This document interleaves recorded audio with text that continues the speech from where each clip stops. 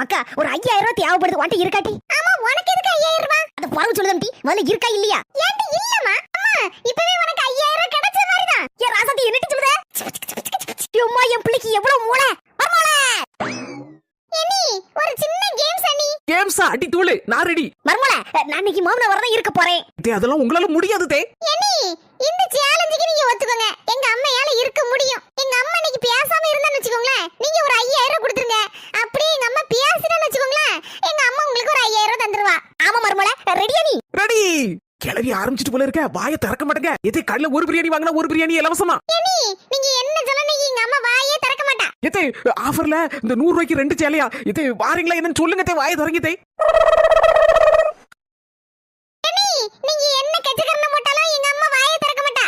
நீங்க தான் இன்னைக்கு தோக்க போறீங்க. சொந்தங்களே யாருக்கு அந்த 5000 ரூபாய்? யார் இந்த சேலஞ்சில ஜெயிச்சா? நானா என் மாமியா கிளவியா? நாளைக்கு வரக்கூடிய லாங் வீடியோல பாப்பு